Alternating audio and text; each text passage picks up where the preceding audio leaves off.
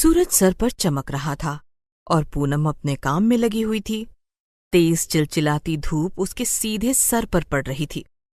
गला बिना पानी के सूखे जा रहा था। उसने साड़ी का पल्ला सर से थोड़ा सा ऊपर किया और आसमान की तरफ देखा और फिर उसके लंबे बड़े खेत की तरफ देखा जहां उसे आज सरपंच ने बैंगन की पौध लगाने के लिए कहा था। एक तो गर्मी और ऊपर से बरसात की गर्मी। पूनम ने पीछे मुड़कर देखा, वहां एक बोतल में थोड़ा सा पानी पड़ा हुआ था, लेकिन वो चिलचिलाती धूप के कारण काफी गर्म हो गया था। गरीब की मजबूरी का हर कोई फायदा उठाता है। सरपंच जानता है इतना बड़ा खेत और मैं अकेली औरत कहाँ तक इसमें बैगन की पौध लगाऊंगी, लेकिन दया तो है ही नहीं उसके दिल में। थोड़ी देर पहले की घटना। अगर तेरा पति मेरे यहाँ काम करते करते ना मरा होता तो मैं तुम जैसी औरतों को कभी काम पर ना रखूं। वो तो सभी गांव वालों का दबाव मेरे ऊपर आ गया कि अकेली औरत कहाँ कहाँ काम ढूंढते फिरेगी। आप ही इसे काम दे दो। मेरे घर में नौकरों की फौज है और खेतों में तू भला क्या काम करेगी। जाए बैंगन के पौधे उठा और सारे खेत में लगा दे। पूनम ने सरपंच के आगे हाथ जोड़े और अपने सर के पल्ले को ठीक करती हुई वो पौध उठाकर खेत में आ गई। पिछले महीने पति के गुजर जाने के बाद पूनम के कंधों पर पूरे परिवार का बोझ आ गया। उसके 2 बच्चे और उसकी बूढ़ी बीमार सास। बीच बीच में आते हुए हवा के झोंके जब चल रहे थे तो पूनम भी ऊपर मुंह करके गहरी सांस ले लेती है। ऐसा लग रहा था जैसे कि वो सारी हवा को अपने अंदर समेटना चाहती है। शाम होने को आ गई थी। अभी तक उसने पानी नहीं पिया था और वो सारे खेत में पौध भी लग चुकी थी। हे भगवान, तेरा बहुत बहुत शुक्रिया जो तूने इस खेत में ये पौध लगवा दी। हे भगवान, मुझे नहीं पता ये सब कल तक सीधे रहेंगे या नहीं, लेकिन तू मेरी मदद करना। बड़ी मुश्किल से तो लोगों के कहने पर सरपंच ने मुझे ये काम दिया है। फिर उसने बोतल का रखा हुआ वो पानी देखा जो अभी भी उबल रहा था। वो दूसरे खेत तक जाती है जहां कुआं था। उसने वहां से पानी निकाला और गटगट करके बहुत सारा पानी पी गई। वहां पर सरपंच आ जाता है। सुनो मंगलराम की बहू, इधर आओ। सरपंच जी, सारा काम कर दिया है, आप जाकर देख लीजिए। तुम्हें क्या लगता है मैंने नहीं देखा? मैं यहीं से खड़ा हुआ दूरबीन से देख रहा था। तुम्हें तो खेती बाड़ी करनी कतई तक नहीं आती। अरे जब पौधे लगाते हैं तो पानी भी देते हैं, और तू क्या आराम से पानी पी रही है? जाकर खेतों में पानी दे। सरपंच जी, सांझ होने को आई है। मेरे बच्चे घर पर भूखे प्यासे बैठे होंगे। इस समय जाने दीजिए, मैं कल सुबह आकर खेतों में पानी दे दूंगी। जिस तरह तूने अपने बच्चों की फिक्र है, इसी तरह मुझे अपने खेतों की फिक्र है। पौधे लगाने के बाद पानी देना जरूरी होता है। पहले पानी दे, फिर घर जाना। पानी तो आप किसी और से भी दिलवा सकते हैं, मुझे घर जाना है। सरपंच के बोलने के बाद भी पूनम वहां से जाने लगती है तो सरपंच गुस्से में उससे कहता है कि कल से काम पर आने की जरूरत नहीं है, काम धाम आता नहीं है, और चली आई मुंह उठाकर। पूनम को सरपंच की बातें सुनाई दे रही थीं, लेकिन उसे अपने बच्चों के चेहरे भी दिखाई दे रहे थे। बीमार सास भी दिखाई दे रही थी। घर पहुंचने पर बहू, बहुत देर लगा दी। ये बच्चे देख भूख से कैसे बिलख रहे हैं। सरपंच तो अभी भी आने नहीं दे रहा था। लगता है उसने मुझे काम से निकाल दिया। मैं तो चली आई। वो जल्दी जल्दी हाथ पैर धोने लगी। तभी उसका बेटा उसके पास आता है और उसकी साड़ी के पल्ले में लगी हुई एक बैगन की पौध को अपने हाथ में लेते हुए, माँ देखो ये क्या है? अरे ये तो बैगन की पौध है। लगता है मेरी साड़ी के पल्ले में कहीं लग गई होगी। मुझे दे, मैं इसे यहाँ लगा देती हूँ। फिर इस पर बैंगन आएंगे, फिर मैं उसकी बढ़िया सी सब्जी बनाऊंगी। पूनम अपने बेटे के हाथ से वो पौध लेकर अपने आंगन में लगा देती है। फिर उसे सरपंच की बात याद आती है कि पौध लगाने के बाद पानी देना है। वो बेटे से पानी मांगती है और उसमें पानी दे देती है। फिर वो सबके लिए खाना बनाती है। रूखी सूखी रोटी खाकर सब सो जाते। लेकिन पूनम की आंखों में नींद नहीं थी। वो जानती थी कि सरपंच अब उससे काम नहीं देगा और वो अब कहाँ काम करेगी। तुम्हें भी बहुत जल्दी पड़ी थी जाने की। ये भी नहीं सोचा कि मेरा और बच्चों का और माँ का क्या होगा। लगता है सरपंच ने नौकरी से निकाल दिया। अब बताओ मैं कहाँ काम ढूंढूं। फिर कब उसकी आंख लग गई। सुबह जब वो उठी तो झाड़ू लगाने लगी और तब उसने आंगन में देखा कि वो पौधा तो बड़ा हो गया है और उस पर लाल रंग का बैगन लगा हुआ है। हैं? ये क्या? सचमुच में बैगन का पौधा है, पर बैगन तो लाल नहीं होता। ये तो बैंगनी होता है, हरा होता है, सफेद होता है। ये लाल रंग का बैंगन इसमें क्यों लगा? अरे लाल रंग का बैगन क्यों न लगता? आखिर रोज सरपंच ने सबका खून पी पी कर ही तो वो बैगन की पौध खरीदी होगी। वो बैगन को हाथ में लेकर देखती है, लेकिन उसे वो बिल्कुल बैंगनी बैगन की तरह ही दिखाई दे रहा था, बस उसका रंग लाल था। तभी उसकी सासू माँ उसे आवाज लगाती है। अंदर जाकर वो बैगन के बारे में अपनी सास को बताती है। बहू, तेरा दिमाग तो ठीक है, भला लाल रंग का बैगन भी कभी लगता है? लगा तो दूर की बात है, एक दिन की पौध में बैगन लग ही नहीं सकता। उसे तैयार होने में कम से कम 2-3 महीने चाहिए। मैं झूठ नहीं कह रही हूँ। आंगन में कल रात जो पौध मैंने लगाई थी उसमें लाल रंग का बैगन लगा है। फिर तो जरूर उसके अंदर कोई प्रेत आत्मा होगी। बहू तू उसके पास मत जाना और ना ही उसे तोड़ना। वैसे भी क्या कम मुसीबत है इस घर पर, कुछ अनहोनी ना हो जाए। सबको रूखा सूखा खाना खिलाने के बाद पूनम सरपंच के पास काम के लिए जाती है, लेकिन सरपंच उसे वहां पर आने से मना कर देता है। ये सुनकर पूनम बहुत दुखी होती है। कई घरों में वो काम मांगने जाती है, लेकिन कोई भी पूनम को काम नहीं देता। थक हार कर दोपहर के समय वो जैसे ही घर के अंदर घुसने लगती है, उसकी नजर उसी बैंगन के पौध पर पड़ती है। लगता है ये कोई मनहूस पौधा है, तभी इस पर लाल रंग का बैंगन लगा है। सास ने तो कहा था कि इसे हाथ न लगाना, लेकिन कहीं बच्चों ने इसे तोड़ दिया तो उन्हें कुछ हो गया तो। मैं अभी इस बैंगन को तोड़कर फेंक देती हूँ। और पूनम उस पौधे के पास जाती है और उस पर लगा हुआ वो लाल बैंगन तोड़ देती है। इस पौधे को कहीं दूर फेंक देती हूँ और इस बैंगन को जला देती हूँ। कहीं ऐसा न हो इसके बीज इधर उधर बिखर जाएं और यह मनहूस पौधा हर जगह उग जाए। वो फिर पौधे को उखाड़कर बाहर फेंक देती है और बैगन को लाकर वो चूल्हे में जलाने के लिए लकड़ियां जलाने लगती है। चूल्हे में आग खाना बनाने के लिए लगाई जाती है, मुझ जैसे मासूम बैंगन को क्यों जला रही हो पूनम? बैगन को बोलता हुआ देखकर पूनम खड़ी हो जाती है। क्या हुआ, तुम तो डर रही हो? तुम आज सुबह से न जाने मेरे बारे में क्या क्या बातें कर रही हो और सोच रही हो। मैं बिल्कुल भी वैसा नहीं हूँ। हाँ, मेरा रंग लाल है क्योंकि मैं लाल बैंगन हूँ। इसके साथ साथ मेरी एक खूबी और है कि मैं जादुई लाल बैंगन हूँ।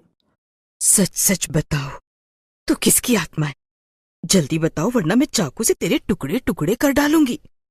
तुम मेरा विश्वास करो, मैं एक जादुई लाल बैंगन हूँ और मैं तुम्हें कोई नुकसान भी नहीं पहुंचाऊंगा। मैं तुम्हारी मदद कर सकता हूँ, तुम्हारे घर की जिम्मेदारी उठा सकता हूँ, तुम्हें बहुत अमीर बना सकता हूँ, तुम्हारी सास को ठीक कर सकता हूँ। मुझ पर यकीन करो पूनम। बैगन की बात सुनने के बाद पूनम धीरे धीरे अपना हाथ नीचे ले आती है। चाकू उसके हाथ से गिर जाता है। ये हुई ना बात, विश्वास करना सीखो।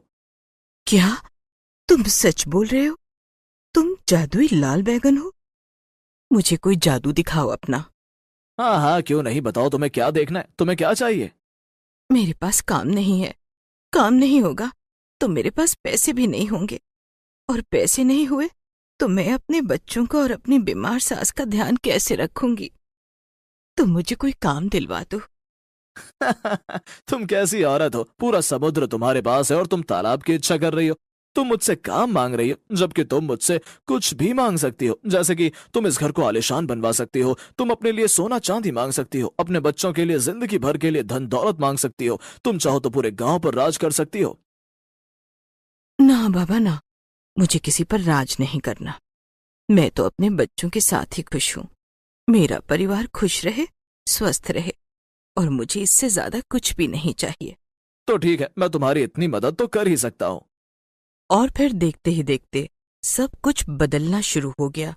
पूनम का घर बदल गया। वो अब आलीशान घर था। उसकी बीमार सास भली चंगी हो गई।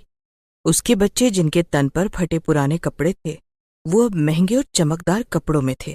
घर में ऐश्वर्य ही ऐश्वर्य दिखाई दे रहा था। सारा परिवार यह चमत्कार होते हुए अपनी आंखों से देख रहा था और उन्हें अपनी आंखों पर यकीन नहीं हो रहा था। बस बस बस, ये तो इतना सारा हो गया है। इतना ही बहुत है। मुझे और कुछ नहीं चाहिए। मैंने तुम्हें मेहनत करते हुए देखा है। तुम्हें पता है मेरे ये लाल रंग क्यों है? तुम जब जब अपनी साड़ी के पल्ले से अपना पसीना पहुंच रही थी, तुम्हारे पसीने की बूंद पौधे को लग रही थी और उस पसीने की गर्मी से मैं लाल रंग का बन गया। मैं तुम्हें छोड़कर कभी नहीं जाऊंगा। मैं हमेशा तुम्हारे पास ही रहूंगा और जब जब तुम्हें मेरी जरूरत होगी मैं हमेशा तुम्हारी मदद करूंगा। अब पूनम का परिवार बहुत ही खुश था। बच्चे अच्छे स्कूल में जाने लगे थे। पूनम के पास बड़े बड़े खेत थे जिसमें गांव के गरीब किसान काम करते थे और पूनम उन पर कोई अत्याचार भी नहीं करती थी। ये सब कुछ तुम्हारी वजह से हुआ है जादुई लाल बैगन। पता नहीं मैंने कौन से अच्छे काम किए होंगे जो तुम मुझे मिले। और मैं भी बहुत खुश नसीब हूं जो मुझे तुम जैसी अच्छी दिलवाली माँ मिली है। तभी पूनम लाल बैगन को अपने हृदय से लगा लेती है। बहुत समय पहले की बात है। किशनपुर नाम के गांव में गोपाल एक गरीब आदमी अपने परिवार के साथ रहता था। उसके घर में उसकी पत्नी, एक 5 साल की बेटी और उसकी बूढ़ी माँ रहती थी।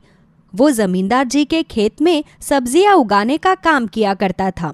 उसी से उसे जो थोड़े बहुत पैसे मिलते थे, उनसे ही वो अपने परिवार के लिए 2 वक्त की रोटी कमाया करता था। सेठ जी, पूरा महीना हो गया, आप मुझे इस महीने की पगार दे दीजिए। हाँ, ये ले। ये क्या है सेठ जी? ये तो सिर्फ 3,000 रुपए है। मेरी पगार तो पूरे 5,000 रुपए है। 5,000 पगार तब है जब तू दिन और रात मेरे इस खेत पर काम करेगा। दिन के सिर्फ 12 घंटे काम करने के मैं तुझे इतने पैसे थोड़े ही दूंगा। ये आप क्या कह रहे हैं सेठ जी? भला कोई इंसान 24 घंटे कैसे काम कर सकता है? पगार तो हमेशा 10 से 12 घंटे काम करने की ही मिलती है। हाँ, तो जा, जहां ऐसा होता है वहां पर जाकर काम कर ले। मेरे यहां तो ऐसा ही होता है। काम करना है तो कर, वरना निकल यहां से। देखिए सेठ जी, मुझे अपनी पगार से अपने घर का राशन, अपनी माँ की दवाइयां, अपनी बेटी के स्कूल की फीस भी भरनी है। आप मेरे साथ ऐसा मत कीजिए। एक बार बोला ना तुझे इससे ज्यादा पगार नहीं मिलेगी, तो क्यों मेरा दिमाग खराब कर रहा है? चुपचाप जाता है या अभी अपने आदमियों को बुलाकर तेरी खातिरदारी करवाऊं? उसके बिना तू मानेगा नहीं।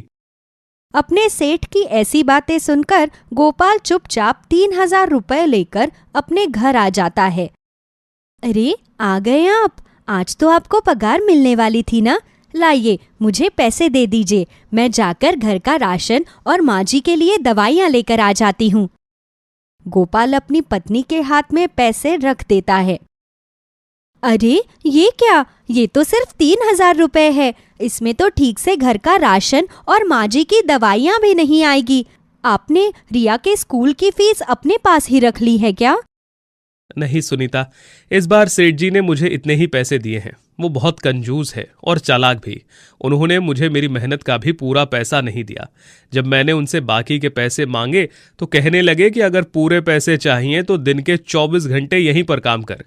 काश मुझे कोई और काम मिल जाता तो मुझे ऐसे अत्याचारी सेठ के यहाँ काम न करना पड़ता।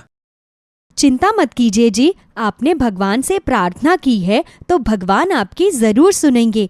देखना, जल्द ही हमारे पास कोई हल निकल कर आएगा और आपको उस बुरे सेठ के यहाँ पर काम नहीं करना पड़ेगा। जब तक मैं सब्जी और आटा लेकर आती हूँ, आप घर का जरा ध्यान रखिए। ठीक है। सुनीता कुछ पैसे लेकर बाजार में आटा और सब्जी लेने जाती है। भैया, ये सब्जी कितने की दी? पालक की गुच्छी 10 की है, मटर 100 रुपए किलो है, गोभी 50 की एक है और आलू जो है वो 20 रुपए किलो है। इन सब्जियों में से तो बस आलू और पालक ही थोड़े सस्ते हैं। आप मुझे 1 किलो आलू के साथ 1 गुच्छा पालक दे दीजिए। आज घर पर सबके लिए आलू पालक की सब्जी ही बना दूंगी। सुनीता सब्जी वाले को सब्जी के पैसे देकर आगे आ जाती है। तभी एक बूढ़ी औरत अपने ठेले पर कुछ बैंगन रखकर बेच रही थी। वो सुनीता को आवाज लगाती है। बेटा, ये बैंगन बहुत ही ताज़ा है, तुम ये बैंगन खरीद लो। लेकिन माँ जी, मैंने तो अभी अभी बाजार से सब्जी खरीदी है, मैं कल आपके यहाँ से बैंगन खरीद लूंगी। बेटा, आज मेरी बिल्कुल भी बिक्री नहीं हुई, मुझे अपने पति के लिए दवाइयाँ खरीदनी है। तुम ये बैंगन खरीद लोगी तो मेरे पति की एक दिन की दवाई आ जाएगी। चिंता मत करो, ये बैंगन बिल्कुल ताज़ा है, 3-4 दिन भी बिल्कुल खराब नहीं होंगे। लेकिन माँ जी, इन बैंगनों का रंग तो बिल्कुल लाल है, मैंने तो आज से पहले कभी लाल रंग के बैंगन नहीं देखे। बेटा, ये मेरे खेत के खास बैंगन हैं जो साल में एक ही बार उगते हैं, और ये जिसके भी पास जाते हैं उन्हें बहुत खुशी देते हैं। तुम इन्हें ले जाओ, तुम्हारे घर में भी बहुत खुशहाली आ जाएगी। लगता है ये माँ जी इन बैंगनों को बेचने के लिए ऐसा बोल रही है, वरना अगर ये लाल बैंगन सचमुच खुशहाली लेकर आते तो ये माँ जी इन्हें मुझे क्यों बेचती, इन्हें अपने घर ही ना ले जाती। अरे बेटा, तुम मन मन में क्या सोचने लग गई? कुछ नहीं माँ जी, ये बैंगन कितने रुपए के हैं? ये सारे बैंगन तुम 40 रुपए में ले जाओ बेटा, इतने पैसों में मेरे पति की दवाई आ जाएगी। लेकिन मेरे पास भी सिर्फ 40 ही रुपए बचे हैं, अगर मैंने इन पैसों से बैंगन खरीद लिए तो घर पर दूध नहीं ले जा पाऊंगी। लेकिन कोई बात नहीं, एक दिन घर में दूध नहीं आएगा तो कोई बात नहीं, कम से कम इन बूढ़ी अम्मा के पति की दवाई तो आ जाएगी। ये लीजिए माँ जी, आपके 40 रुपए, आप मुझे ये सारे बैंगन दे दीजिए। तुम्हारा बहुत बहुत धन्यवाद बेटा, तुम बहुत ही नेक दिल की हो, ये लाल बैंगन तुम्हें बहुत खुशी दे।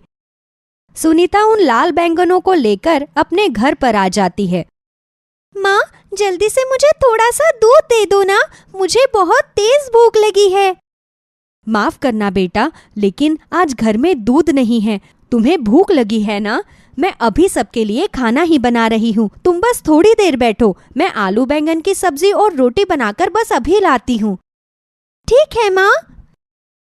सुनीता सब्जी बनाने के लिए लाल बैंगनों को धोने के लिए जाती है, लेकिन वो जैसे ही पानी का नल चालू करती है तो उसे एक आवाज सुनाई देती है। अरे अरे अरे, जल्दी से इस पानी के नल को बंद करो, मुझे बहुत सर्दी लग रही है। अरे, ये आवाज कहाँ से आ रही है? यहाँ तो मेरे अलावा और कोई भी नहीं है, कहीं रिया तो मेरे साथ कोई मजाक नहीं कर रही? सुनीता इधर उधर देखती है, लेकिन उसको वहां पर कोई भी नजर नहीं आता, तो वो नल बंद करके अंदर सब्जी बनाने चली जाती है। जल्दी से खाना बना देती हूँ, सबको बहुत जोर से भूख लगी है। सुनीता जैसे ही लाल बैंगन को काटने के लिए अपने हाथ में उठाती है, वैसे ही लाल बैंगन उसके हाथ से उछलकर नीचे जमीन पर गिर जाता है। अरे, मैं अभी अभी तो इन बैंगनों को धोकर लाई थी, और ये है कि अपने आप उछलकर जमीन पर गिर रहे हैं। मुझे जल्दी से सब्जी काटने दो, मुझे सबके लिए खाना बनाना है। अरे, अगर तुम हमें काट दोगी तो हमारी सारी जादुई शक्तियां खत्म हो जाएंगी। अरे, फिर से वही आवाज, आखिर ये आवाज बार बार आ कहां से रही है?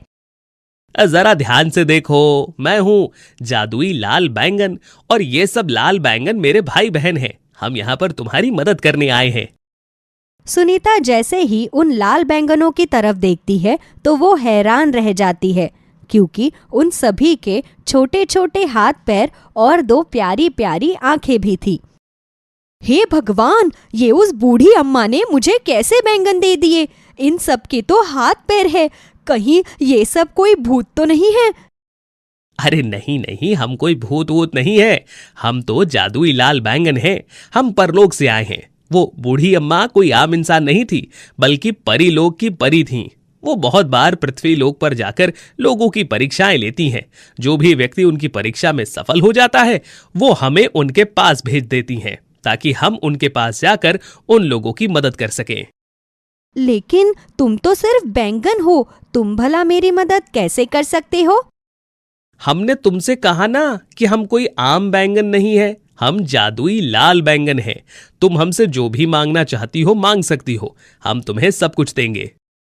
अच्छा, तो फिर तुम मेरे परिवार के लिए अच्छा सा खाना बना दो। घर में सभी को बहुत भूख लगी है और अब खाना बनाने का समय भी नहीं बचा है। मेरे घर वालों ने वैसे भी बहुत समय से कुछ अच्छा नहीं खाया, तो तुम उनके लिए स्वादिष्ट पकवान बना दो। ठीक है सुनीता, मैं अभी तुम्हारे परिवार के लिए स्वादिष्ट खाना बनाकर तैयार करता हूँ। जादुई लाल बैंगन अपनी आंखों को बंद करके अपने हाथों को हवा में घुमाता है। तभी वहां पर बहुत सारे खाने के स्वादिष्ट व्यंजन आ जाते हैं। अरे वाह, इतना सारा खाना, वो भी इतना स्वादिष्ट! तुम्हारा बहुत बहुत धन्यवाद जादुई लाल बैंगन। मैं अभी अपने घर वालों को खाना परोस कर आती हूँ। सुनीता जैसे ही अपने घर वालों को खाना परोसने जाती है तो सभी घर वाले भी हैरान रह जाते हैं। सुनीता, घर पर तो खाने के लिए इतना सब कुछ था ही नहीं, तो तुमने इतनी जल्दी हमारे लिए इतना सब कुछ कैसे बना दिया? गोपाल के इतना पूछने पर सुनीता उसे जादुई लाल बैंगन के बारे में बताती है। क्या कहा? जादुई लाल बैंगन? अगर वो सच में जादू है तो तुम उससे रिया की स्कूल की फीस भी मांग लो। अगर वो हमारी मदद कर देगा तो मैं अगले महीने उसके पैसे वापस लौटा दूंगा। मैंने तुम्हारी बात सुन ली है गोपाल, लेकिन तुम्हें मेरे पैसे लौटाने की कोई जरूरत नहीं है। मैं तो यहां पर वैसे भी तुम्हारी मदद करने ही आया हूं। मैं अभी दे देता हूं पैसे। जादुई लाल बैंगन फिर से अपने हाथों को हवा में घुमाता है तो वहां पर एक बहुत ही बड़ी लकड़ी की संदूक आ जाती है। ये लो गोपाल, इस संदूक के अंदर तुम्हारे लिए पैसे हैं। गोपाल जैसे ही उस संदूक को खोल कर देखता है तो उसके अंदर ढेर सारे पैसे और हीरे जवाहरात होते हैं। मैंने तो बस अपनी बेटी की स्कूल की फीस मांगी थी, लेकिन तुमने तो मुझे इतना सारा धन दे दिया।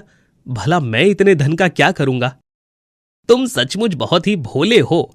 इस धन से तुम अपनी जिंदगी को आसान बना सकते हो। तुम अपना कोई काम शुरू कर सकते हो जिससे तुम्हें किसी की गुलामी करने की जरूरत ना पड़े। मेरी ये जादुई संदूक कभी अपने अंदर से धन को खत्म नहीं होने देती। तुम इसके अंदर से जितना भी धन लोगे उतना ही धन इसके अंदर वापस आ जाएगा। तुम्हारा बहुत बहुत धन्यवाद जादुई लाल बैंगन। इसमें धन्यवाद की कोई बात नहीं गोपाल, यही तो मेरा काम है। अच्छा, अब मैं चलता हूं, मुझे अब परीलोक पहुंचना होगा। इतना कहकर जादुई लाल बैंगन वहां से गायब हो जाता है।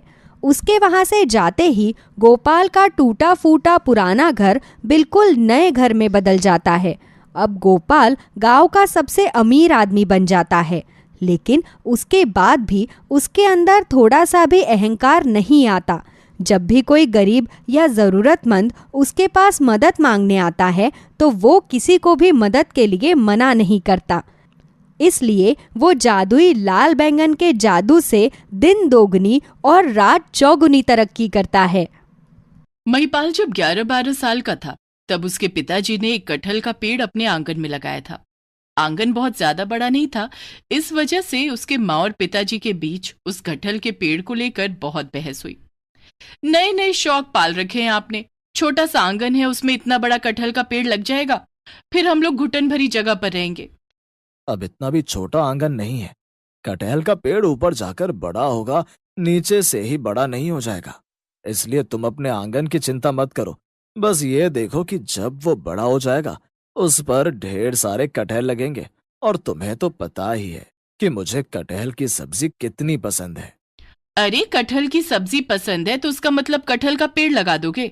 फिर एक काम क्यों नहीं करते, सारे घर में सारी सब्जियां उगाकर छोड़ दो, खाते रहना बैठकर। माँ गुस्से में घर का काम करने लगी थी और पिताजी कटहल के पेड़ में पानी देने लगे। धीरे धीरे वो कटहल का पेड़ बड़ा होने लगा, वो 2 शिराओं में बंट गया। फिर इस बात पर भी घर में बहुत बहस हुई। अभी के अभी उस कटहल के पेड़ को काटो, देखो तो 2 शिराओं में बंट गया है। देखो, पेड़ तो किसी कीमत पर नहीं कटेगा। जब मैं मर जाऊंगा तब काट देना। कितना अच्छा लगता है, ऐसा लग रहा है जैसे 2 पेड़ हमारे आंगन में लगे हैं। महिपाल भी तब तक काफी बड़ा हो चुका था। रोज रोज अपने माता पिता को कटहल के पेड़ के लिए लड़ता हुआ देखकर वो भी गुस्से में आ जाता था। और एक दिन तो वो घर से बाहर निकलते वक्त पेड़ के पास ही रुक जाता है। जिंदगी खराब हो गई है जिस दिन से तुम इस घर में आकर लगे हो। इतना झगड़ा तो माँ बाप का अपने बारे में भी नहीं होता जितना तुम्हें लेकर होता है। पर बस एक बात अच्छी है, तुम्हारे लगने के कारण मुझे कभी इतनी डांट नहीं पड़ी और ना ही मार। ये कहकर महिपाल वहां से चला जाता है। महिपाल का परिवार एक मध्यम वर्गीय परिवार था। ज्यादातर जरूरतों के लिए घर में खींचातानी लगी रहती थी। रात को महिपाल अपने दोस्तों से मिलने के बाद जब वापस आता है तो माता पिता तब भी लड़ रहे थे। वो वहीं आंगन में बैठ जाता है। तभी उसे अपने माँ बाप के अलावा दो लोगों की और आवाज सुनाई देती है जो लड़ रहे थे, और वो हैरान हुआ, इधर उधर देख रहा था। और देखो, आज फिर इन मियाँ बीवी की लड़ाई हो गई है। मैं तो परेशान हो गया हूँ, रोज कान में दर्द रहने लगा है। भाई मुझे तो बहुत मजा आता है, मेरा तो टाइम पास हो जाता है। क्या कहा तुमने? तुम्हारा टाइम पास हो जाता है? तुम्हें मेरे दर्द की कोई फिक्र नहीं है? भला मुझे क्यों तुम्हारी फिक्र होने लगी? तुम उस दिशा में जा रहे हो और मैं इस दिशा में जा रहा हूँ। तुम्हारा और मेरा मेल क्या है? और फिर मैं तुमसे मोटा ताजा हूँ? क्या कहा तुमने? तुम मोटे ताजे हो? रुको अभी बताता हूँ। ओ डंडे, इधर आ और इसकी पिटाई लगा। तुम तो ऐसे कह रहे हो जैसे कि वो डंडा तुम्हारे कहने से आकर मुझे मारने लगेगा। और यह क्या, पेड़ के साथ साथ महिपाल ने भी देखा कोने में रखा हुआ डंडा अपने आप हवा में उड़कर मोटे वाले तने को मारने लगता है। ये देखकर कटहल का पेड़ हैरान होकर बोलता है, अरे बाप रे बाप, इसका मतलब तो मैं जादुई कटहल का पेड़ हूँ। देखो तो, मेरे कहने से डंडे ने तुम्हें मारा है।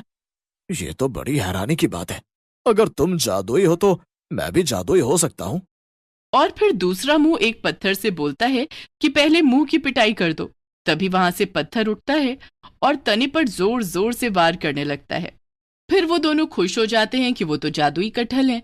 और आंगन में बैठा हुआ महिपाल उन दोनों की हरकतें देखकर हैरान हो गया था कि उनके आंगन में तो जादुई कटहल का पेड़ है।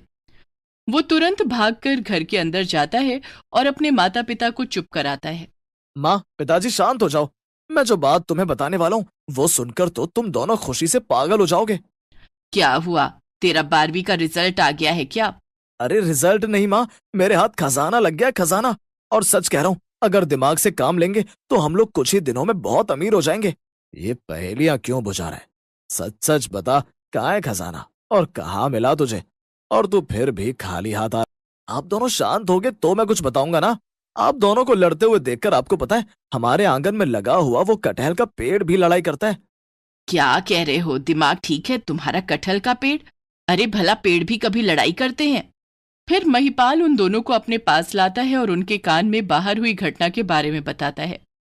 मैं बिल्कुल सच कह रहा हूँ माँ, पिताजी, मैंने अपनी आंखों से देखा है और मुझे उन्हें देखकर एक आइडिया भी आ गया है। अगर हम इस तरह उन्हें जाकर कहेंगे तो अच्छा नहीं लगेगा। ये सब मुझ पर छोड़ दो और देखो, मैं कुछ ही दिनों में इस घर की काया पलट कर दूंगा। देखो देखो देखो, अपनी माँ का मुंह देखो, अब कैसे शांत हो गई है। देखा, मैंने एक जादुई कटहल का पेड़ लगाया है। हाँ बेटा माही, तुम एक काम करो, किसी भी तरह उन कटहल के पेड़ों से बहुत सारा पैसा ले लो। सुनो बेटा, ये तो बेवकूफ है। खाली पैसा ही नहीं, तुम उनसे हीरे जवाहरात, घर, गाड़ी, बंगला सब कुछ मांग लेना। आखिर इतने सालों तक मैंने उन्हें अपने आंगन में बर्दाश्त किया है। हाँ माँ, मैंने बहुत कुछ सोच लिया है कि मुझे क्या क्या चाहिए। बस अब आप दोनों शांत हो जाओ और लड़ाई मत करो। कल मैं कटहल के पेड़ से बात करना शुरू करूंगा और फिर देखते हैं क्या होता है। महिपाल की बातें सुनकर उसके माता पिता की ही नहीं, महिपाल की भी नींद उड़ी हुई थी। वो रात भर यही सोचता रहा कि वो कटहल के पेड़ से क्या क्या लेगा। अगले दिन शाम को उसके माता पिता फिर से लड़ने लगते हैं और वो बाहर जाकर बैठ जाता है और कटहल के पेड़ को देखकर बोलता है, तुम्हारी वजह से मेरे माता पिता इतने सालों से लड़ाई कर रहे हैं। काश तुम्हारे अंदर कोई खूबी होती और मैं अपने माता पिता को चुप करा सकता। ओहो, देखो तो, ये बच्चा आज कितना परेशान है। हमें इसके लिए कुछ करना चाहिए। हाँ, तुम सही कह रहे हो, लेकिन मैं तुमसे ज्यादा इसके लिए कुछ करूंगा। आखिर मैं तुमसे मोटा ताजा जो हूं। ये सुनकर पहले कटहल के मुंह को गुस्सा आ जाता है और वो सीधा महिपाल से बोलता है, महिपाल, तुम परेशान क्यों हो रहे हो? इधर देखो, मैं ये कटहल के पेड़ का पहला मुंह बोल रहा हूँ। तुम्हें अपने माता पिता को चुप कराना है तो बताओ, मैं तुम्हें क्या दूं? महिपाल हैरान होने की एक्टिंग करता है और वो फिर पहले मुंह से बोलता है, हे भगवान, इसका मतलब तुम लोग जादुई हो। चलो, ये तो अच्छी बात है। तो तुम एक काम करो, एक बड़ी सी सुंदर सी हीरे की अंगूठी दे दो। मैं पिताजी को दे देता हूँ, पिताजी माँ को देंगे तो वो बहुत खुश हो जाएंगी। नहीं नहीं, मैं जानता हूँ औरत एक चीज से खुश नहीं होगी। मैं तुम्हें ये हीरो का हार देता हूँ, ये तुम अपनी माँ को दे दो। लगता है तुम अपने आप को ज्यादा ताकतवर समझ रहे हो। रुको महिपाल, बताओ तुम्हें क्या चाहिए? अब तुम्हें तो पता ही है मेरी माँ को कितना गुस्सा आता है और उन्हें कितनी सारी चीजें चाहिए होती हैं। तो मैं तुम्हें बताता हूँ और तुम मुझे वो सारी चीजें देते रहो। मुझे लगता है तुम ही मेरी बात को अच्छे से समझ पा रहे हो। क्या कहा तुमने? नहीं नहीं, ऐसी कोई बात नहीं है। मैं भी तुम्हारी सारी बात को समझ रहा हूँ। तुम मुझे बताओ तुम्हें क्या चाहिए, मैं उससे ज्यादा दूंगा। ये सुनते ही महिपाल खुश हो जाता है और वो कभी पहले मुंह से तो कभी दूसरे मुंह से बोल बोल कर एक दूसरे को एक दूसरे के सामने नीचा दिखाने की कोशिश करता रहा और उनसे बहुत सारी चीज ले ली। पूरा आंगन कीमती हीरे जवाहरातों से भरा हुआ था। देखा तुमने, ये सब कुछ तुमसे संभाला भी नहीं जाएगा। मैंने तुम्हें इतना दे दिया है। उधर अंदर महिपाल के माता पिता एक खिड़की से सब कुछ देख रहे थे और खुश हो रहे थे। फिर महिपाल सारा सामान घर के अंदर ले जाता है और वो तीनों बहुत खुश थे। कुछ ही दिनों में उन्होंने एक बड़ा घर खरीद लिया। गाड़ी, नौकर चाकर सब कुछ उनके पास था। ना बाबा ना, मैं ये घर छोड़कर नहीं जाऊंगी। किसी को बेच देंगे तो उसको ये जादुई कटहल का पेड़ मिल जाएगा। अरे बाबा, आज तो तुम्हें बड़ा प्यार आ रहा है इस कटहल के पेड़ पे। हाँ, अब तीनों अपने नए बड़े घर में जाना तो चाहते थे, लेकिन जादुई कटहल के पेड़ को यहाँ पर छोड़ना भी नहीं चाहते थे। मैंने तो इस बारे में सोचा ही नहीं। अगर हम लोग यहाँ से चले जाएंगे तो ये कटहल का पेड़, और अगर किसी को इसके बारे में पता चल गया तो? नहीं नहीं, मुझे थोड़ा समझदारी से काम लेना होगा। माँ, पिताजी, मैं कुछ रास्ता निकालता हूँ कि ये पेड़ भी हमारे साथ उस बड़े घर में चला जाए। ये कहकर महिपाल पेड़ के पास जाता है और उन्हें कसकर गले लगा लेता है।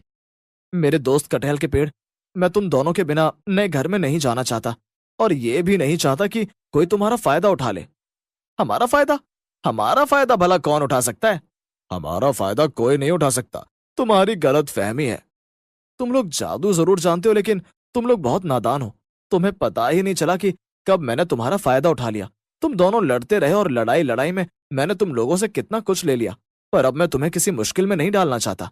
क्या तुम अपने जादू से मेरे बड़े घर में जा सकते हो? महिपाल की बात सुनकर दोनों मुंह एक दूसरे की तरफ देखने लगे और अपनी बेवकूफी पर बड़े जोर जोर से हंसने लगे। ये लो भाई, हम लोग आपस में लड़ते रहे और हमारी लड़ाई का सारा फायदा महिपाल ले गया था। सही कह रहा है, यही होता आ रहा है। दो लोगों की लड़ाई में हमेशा तीसरा फायदा उठा लेता है। पर महिपाल, तुम अच्छे हो, तुम हमें किसी मुसीबत में नहीं डालना चाहते। हाँ हाँ, हम तुम्हारे साथ तुम्हारे बड़े घर में जाएंगे। ये सुनकर महिपाल मन ही मन खुश होता है और कहता है कि देखो, आज फिर मैंने अपनी चालाकी से इन्हें अपने साथ कर लिया। महिपाल की चालाकी से उसके माता पिता भी बड़े खुश होते हैं। वो लोग अपने बड़े घर में शिफ्ट हो जाते हैं और जब भी उन्हें जरूरत पड़ती वो महिपाल को जादुई दो मुंह वाले कटहल के पास भेज देते और उनकी सारी जरूरतें पूरी हो जाती। सुमन कब से आलोक की राह देख रही थी। उसका बेटा कुणाल ट्यूशन से वापस आ चुका था। कुणाल बेटा, अपने पापा को फोन करके पूछो कहाँ रह गए वो। इतनी देर तो वो कभी नहीं लगाते। आते ही होंगे मम्मी। आपको कुछ चाहिए तो मुझे बता दो। नहीं बेटा, मुझे कुछ नहीं चाहिए। ये कहकर सुमन दरवाजे की तरफ देखने लगती है। आलोक को गए 2 घंटे हो गए थे। इतनी देर तक वो कभी भी सुमन को अकेला नहीं छोड़ता था, जब से सुमन व्हील चेयर पर आई थी। ये बात तकरीबन 8 महीने पहले की है। एक दिन आलोक, कुणाल और सुमन फिल्म देखने के लिए गए हुए थे। हॉल से निकलने के बाद आलोक अपनी गाड़ी पार्किंग से लेने के लिए जा ही रहा था कि एक तेज रफ्तार गाड़ी उसकी तरफ आ रही थी। वो अपनी जेब से चाबी निकालने में व्यस्त था। तभी सुमन की नजर उधर जाती है। वो आलोक का हाथ खींचने के चक्कर में गाड़ी की चपेट में आ जाती है और उसकी कमर पर बहुत तेज चोट लगने के कारण उसकी कमर की हड्डी टूट जाती है। तब से वो व्हीलचेयर पर ही थी और आलोक उसका बहुत ख्याल रखता था। दरवाजे की घंटी बजती है। कुणाल दरवाजा खोलने के लिए जाता है। पापा कहाँ रह गए थे? मम्मी कब से परेशान हो रही हैं। बस बेटा, थोड़ी देर हो गई। आलोक सुमन के पास जाता है। कहाँ रह गए थे? तुम्हें पता है मुझे कितनी घबराहट हो रही थी। हाँ, थोड़ी देर हो गई एक्चुअली। मेरा एक दोस्त मिल गया था। उसने फिर एक डॉक्टर के बारे में बताया तो मैं उसके साथ वहां चला गया। तुम भी ना, शहर के सबसे बड़े डॉक्टर ने मना कर दिया है कि अब मैं कभी भी अपने पैरों पर खड़ी नहीं हो सकती, और तुम हो कि आए दिन किसी न किसी डॉक्टर के पास चले जाते हो। ये सब कुछ मेरी वजह से हुआ है सुमन। अगर मेरा ध्यान उस दिन उस गाड़ी पर होता तो तुम्हारी ये हालत ना होती। होने को कोई नहीं टाल सकता। मैंने आलू बोले थे, लेकर आए हो? हाँ, मैं आलू ही खरीद रहा था जब वो मिला था। लेकर आया हूँ। थोड़ी देर रुको, फिर खाना बनाता हूँ। कुणाल अपने पापा को पानी लाकर देता है। आलोक पानी पीने के बाद सारा सामान निकालकर मेज पर रखता है कि सुमन की हंसी छूट जाती है। अरे, ये तुम कैसे आलू लेकर आए हो? एक आलू बड़ा है, बाकी सब इतने छोटे छोटे। ऐसा लग रहा है कि आलू के बच्चे लेकर आए हो। ये कहकर वो हंस पड़ती है और उसकी बात सुनकर आलोक और कुणाल भी हंसने लगते हैं। कि तभी वो छोटे छोटे आलू मेज पर कूदने लगते हैं। सही पहचाना, हम सब तो बच्चे ही हैं। आलू को बोलता हुआ देखकर वो तीनों सहम जाते हैं। तभी वो बड़ा आलू बोलता है। लगता है मेरे बच्चों ने आप सबको डरा दिया। कितना भी मना करो, ये लोग शैतानी करने से बाज नहीं आते। असल में एक जादुई आलू हूं और ये मेरे छोटे छोटे बच्चे हैं। "आह, जादुई आलू? आलू के बच्चे? हे भगवान, ये मैं क्या सुन रही हूँ? तुमने सुना आलोक? ये क्या कह रहे हैं? सुन भी रहा हूं और देख भी रहा हूं। वाह, कितना सुंदर घर है। अरे देखो देखो, उधर कितनी सारी मछलियां हैं। वहां पर रखे एक एक्वेरियम के पास में वो सब उछलते कूदते पहुंच जाते हैं और एक्वेरियम के बाहर से उन मछलियों को देखने लगते हैं। बाबा, देखो कितनी रंग बिरंगी मछलियां हैं। ये सुनहरे रंग वाली तो कितनी प्यारी लग रही है। सब लोग एक्वेरियम की तरफ देख रहे थे। मम्मी, पापा, ये सब क्या हो रहा है? क्या सब्जियां भी बोलती हैं? वो भी नाचती कूदती हैं? बेशक, हम लोग कोई आम सब्जी नहीं है। मैं जादुई आलू हूं और ये मेरे बच्चे हैं। सुमन, आलोक और कुणाल उन बच्चों को देख रहे थे।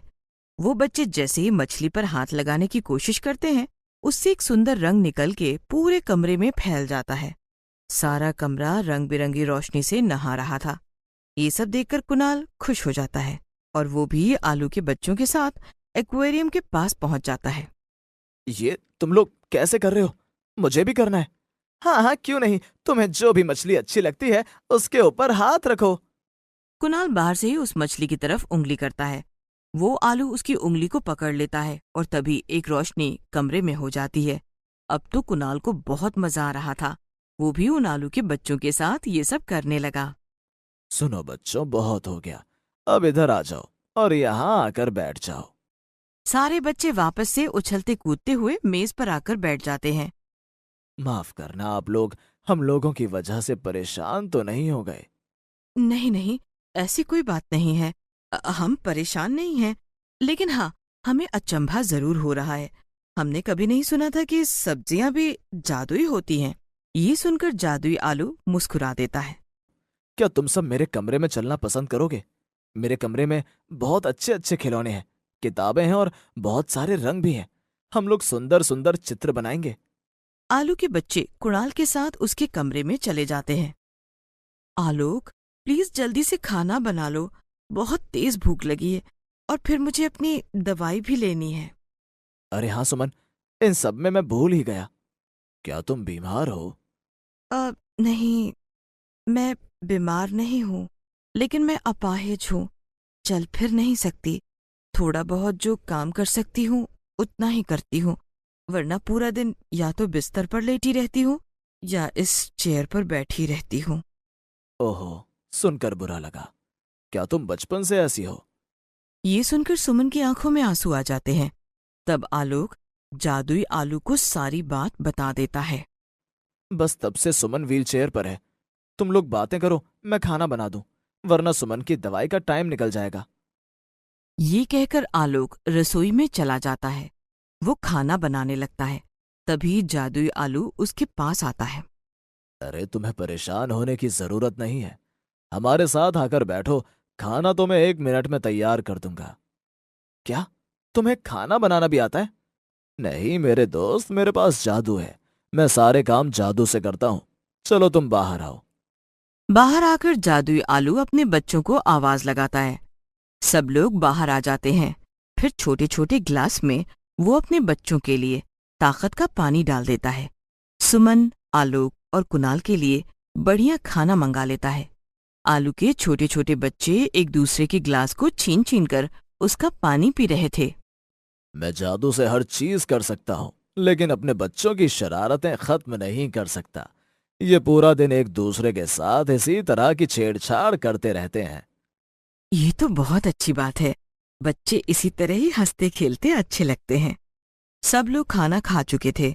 जादुई आलू अपने जादू से वो सब कुछ हटा देता है। सुमन के काम ना करने के कारण आलोक घर पर इतना ध्यान नहीं दे पाता था। जादुई आलू अपने जादू से घर को सुंदर बना देता है।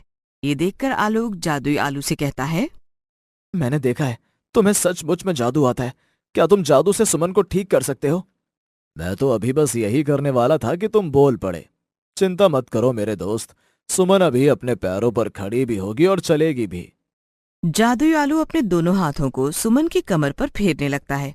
उसमें से निकलती हुई सुनहरी रोशनी सुमन की कमर के अंदर जा रही थी, और जैसे जैसे वो रोशनी अंदर जा रही थी, सुमन सीधी होकर बैठ गई और फिर एकदम से खड़ी हो गई और फिर इधर उधर चलकर देखने लगी। आह, मैं ठीक हो गई हूँ आलोक, देखो। कुणाल देखो, मैं ठीक हो गई हूँ। मैं ठीक हो गई हूँ। थैंक यू सो मच जादुई आलू। आलोक खुश होकर सुमन को गले लगा लेता है। कुणाल भी अपनी माँ के गले लगकर बहुत खुश होता है। बाबा बाबा देखो, ये कैसे रो रही है। भला कोई खड़ा होने पर भी रोता है? मेरे बच्चों, ये बहुत दिनों से खड़ी नहीं हुई थी।